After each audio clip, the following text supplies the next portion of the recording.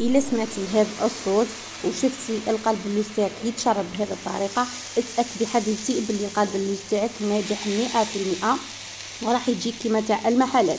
باش ينجح لك كيما نجح لي انا القلب اللوز، ما عليك حبيبتي الا تبعي الوصفه من الاول الى الاخير، وديري حفظ للوصفه، راح تحتاجيها بزاف بزاف لسهرات رمضان. ان شاء الله يدخل علينا بالصحه والهنا.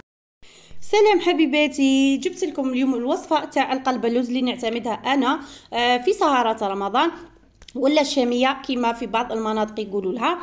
وصفه ناجحه 100% وبمقادير مضبوطه، سهل مهل، يوجد في وقفه، ويجيك مشرب حتى للقلب، ويجي بنين بنين بنين ومزربع الله الله. راح نضيف له واحد المكون بسيط وموجود في اي بيت، راح يعطيني واحد الخفه في القلب اللوز ويجيني بنين بنين بنين. ما عليك حبيبتي بارطاجي الوصفه مع حباباتك، راح تحتاجوها بزاف بزاف في سهرات رمضان. يلا نشوفوا المقادير. راح نخلي لكم المقادير مضبوطه تاع كل بلا يدخل للفور في اخر الفيديو. راح نبداو المقادير تاع الشربات. اول حاجه لازم نحضروها هي الشربات، لازم يكون الشربات تاعنا بارد بارد، يعني مليح مليح باش نشربوا به القلب اللوز. واش نحتاجو في الشربات؟ عندي 2 كيسان تاع سكر، 2 كيسان ممسوحين، الكاس تاع ام وليد، طرونش قارص، عندي 4 كيلات تاع ماء بنفس الكاس اللي نكيلو به. نخلط السكر تاعي مليح مليح حتى يذوب، ومن بعد نحطو يغلي. بعد ما يغلي لي 10 دقائق نشوفوا الشربات تاعنا بدا يغلي 10 دقائق وذاب هذاك السكر، نضيف نص كاس تاع مزهر ونطفي عليه ونخليه يبرد بجيه. انا كنت حضرته الصباح، يعني برد لي مليح مليح قبل ما شربته. نروحوا للمكونات الثانيه. هنايا حطيت 2 كيلات تاع السكر ممسوحين بنفس الكاس اللي كيلت به في الطاس تاع لو براميكسور، ومن بعد ضفت له نص كاس تاع زيت، وهنا عندي نص كاس تاع ماء عادي، وضفت له ماء زهر، يعني كاس ناقص 2 اصابع كما شفتوا هنا. وهذا هو المكون اللي ضفته انايا باش عطاني خفه وبنى القلب اللوز تاعي، هو واحده علبه ياغورت طبيعي. وهنا ضفت ايضا مغرفه صغيره تاع لافاني. راح نميكسيه مليح مليح مليح حتى يذوب لي السكر، ما يقعدليش حبيبات. وهذه خطوه مهمه خواتاتي، هنا لازم تميكسيوه مليح مليح باش القلب اللوز تاعكم ما يتحجر لكمش بعد كي يطيب. كما شفتوني هنا انا كنت ميكسيته حوالي 5 دقائق حتى تحصلت على هذا القوام. شوفوا هنايا يعني قوام رطب خلاص. هنا راح نعت لكم الليمون اللي راح نديرو انا حنستعمل هذايا تاع 28 على 22، وكاين هذا المول تاع 35 على 10، المول العجيب. راح نعطيكم البنات القاعده اللي ندير بها انا القلب اللوز في هذا الليمول هذوما في 2. شوفوا المول الكبير نستعمل فيه 4 كيلات تاع دقيق تاع قلب اللوز، وفي المول العجيب نستعملوا نصف الكميه، يعني في كل مقادير، سواء في الشربات سواء في الخليط اللي درتو الثاني سواء في الدقيق. هنايا هذه مقادير مضبوطه، تابعوها البنات راح تنجح لكم القلب اللوز تاعكم. وهنايا جبت الدقيق تاع القلب اللوز، روحوا للمحلات قولوا اعطيني سميد تاع القلب اللوز راح يعطيه لكم. هنا درت 4 كيلات تاع سميد تاع القلب اللوز، وضفت رشه مليحه تاع الملح. وهنا راح نضيف الخليط تاعي اللي كنت ميكسيتو بالبراميكسور كيما شفتوه ليس ليس ليس. هنايا راح نخلطو مليح مليح حتى يتشرب لي هذاك السميد تاع القلب اللوز، نخلطو بلا سباتول. انايا الطريقه تاعي اللي نعتمدها هذه هي، ماشي بالضروره يعني نخليو السميد تاعنا يبات باش يصلح لنا القلب اللوز. انا هذه الطريقه تاعي سهله ماهله، توجد في وقفه يا البنات وناجحه 100% كما شفتوا في اول الفيديو. يعني قلب اللوز نجحت 100%، واحد البنه يا البنات ما تتصوروهاش كما تاع المحلات. لا علينا. هنايا كنت خلطته مليح مليح مليح، راح نخليه حوالي 5 دقائق يتشرب لي السميد نتاعي، يتشرب لي مليح مليح ينشف شويه، ومن بعد نجيب لو بلان تاعي اللي راح نطيب فيه.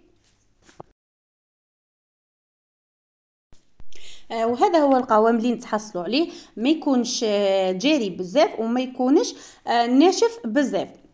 هنا هذا انا قلت لكم راح نستعمل المول تاع 28 على 22. راح ندهنه بالزبده، لازم ندهنوه بالزبده ماشي بالزيت، هكذا باش نضمنوا انه نحيو القلب اللوز تاعنا ما يلصقلناش.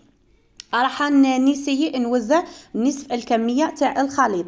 انا هنايا راح ندير قلب اللوز تاعي حنديرو محشي، ماشي بالضروره يعني ديروه محشي، يعني كل واحد والاختيار نتاعو. انا كان عندي شويه تاع جوز، قلت نديرو بشويه تاع جوز يعطيني شويه تاع بنه. راح نفرغ نصف الكميه في الطبقه الاولى ونسيي نمشيها غير بشويه، ما لازمش نضغطوا عليه بزاف هكذا باش ما يجيناش معجن ويجينا القلب اللوز تاعنا خفيف ومشرب. راح نمشيها غير بشويه بالسباتول. درت لكم حبيباتي الوصفه بالتفصيل، انا هنا ما كنتش قطعت لكم الفيديو، ما كنتش نقصت منه ولا طرف، هكذا باش تنجح لكم الوصفه.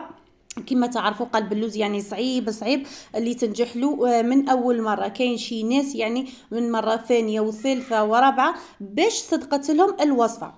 يعني الناس كامل تحب القلب اللوز وكي عاد شويه تشد اليد وصعيبه يعني باش تجيك خفيفه ومرمله ومعسله يعني من القلب.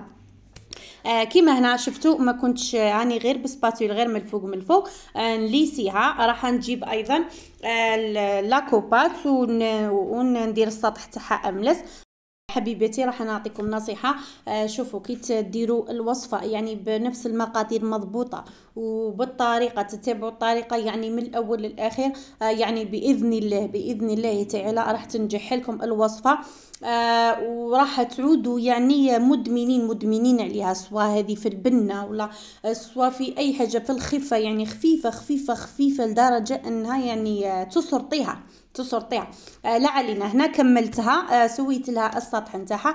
راح نجيب شويه مكسرات كما قلت لكم اختياري، اللي عنده الكاوكاو يدير كاوكاو، اللي عنده اللوز يدير اللوز. انا كان عندي شويه تاع جوز، راح غير نهرسو غير شويه يحبوا يعني شويه هكذا كبير كيما شفتوه لهنايا.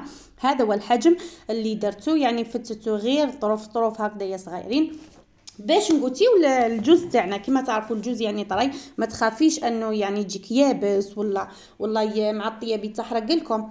وهنا راح ندير عليها رشه تاع كاكاو بني، راح يعطيني ذوق تاع بنين في الحشو نتاعي. راح ندر عليه كامل السطح تاعو كامل بالكاكاو البني. هذه ثاني خطوه اختياريه، اللي يحب يدير الكاكاو اللي يحب ما يديرش الكاكاو.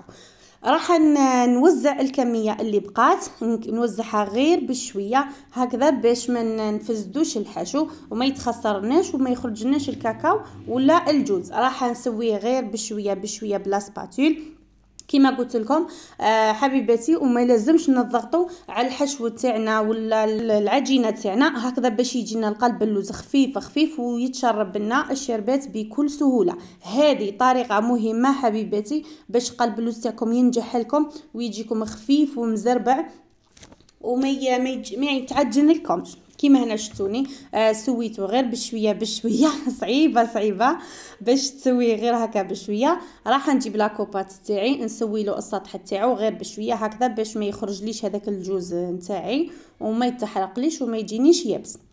هذه خطوه مليحه، تجيوها غير بشويه فقط، يعني لازم يكون عندكم شويه طولة البال والصبر. هنا بعد ما كملتو راح نقسمه يعني نطراسي فقط، راح نطراسي الوجه نتاعو. شوفوا حبيباتي كنت عطيتكم يعني اسرار تاعو كامل يعني من الالف حتى الياء هكذا باش يعود ينجح لكم كامل. ما تجي حتى وحده وتقول لي بهذه الطريقه ما نجحليش. انا عطيتكم الاسرار حبيباتي كامل باذن الله تعالى راح تولوا كامل ديروا القلب اللوز ساهل ماهل ما يجيكمش معجن خلاص. هنا كنت طراسيته يعني تقسموا يعني كيما بغيتوا، انا قسمته كيما هنايا. راح نزينو بشويه تاع الكاوكاو اختياري ايضا كيما قلت لكم، اللي عنده اللوز يدير باللوز، اللي عنده بالجوز يدير بالجوز، كل انسان ومقدور. انا هنا كان بقى لي شويه تاع كاوكاو راح نزينو بشويه تاع كاوكاو. وهنا ايضا هذه مرحله يعني ضروريه، هنا ما ندخلوهش ديريكتومون للفور، نخليوه حوالي 2 دقائق 3 دقائق يزيد يستراح شويه ويتشرب ليه هذيك السوائل اللي ضفناهم هكذا باش يجينا خفيف وما يجيناش معجن. ومن بعد ندخلو للفور على درجه حراره 200 درجه وكل واحد والفور نتاعو. انا الفور تاعي درتو على درجه 200 درجه، نخليه يتحمر لي من تحت حتى نشوف الاطراف تاعو احمروا لي، ومن بعد نخرجو ندهنو كيما شفتوا هنايا حندهنو بشويه تاع الزبده هكذا باش يتحمر لي الوجه نتاعو وياخذ لي هذاك اللون الدوغي، ونعاود نرجعو يحمر لي من الفوق. راح يشد لكم حوالي نصف ساعه يعني باش يطيب لك من تحت ومن الفوق حوالي 10 دقائق فقط. كيما هنايا خرجته كان تحمر لي، انا كون حمرته يعني شويه بزياده، انا نحبه شويه احمر. كيما هنا شفتوا النتيجه بعد ما طاب لي وكانوا الشربات هنايا بردوا يعني مليح مليح. هذه هي النتيجه اللي تحصلت عليها، يعني النتيجه روعه روعه روعه. انا القلب اللوز تاعي حبيباتي نشربو على 2 خطرات، هنا شربته للمره الاولى وراح نعاود نرجعو بعد ما طفيت الفرن تاعي، نرجعو يقعد لي حوالي 10 دقائق ومن بعد نعاود نزيد نخرجو ونزيد نشربو للمره الثانيه ونخليه في الفرن، نخليوه يبات ليله كامله.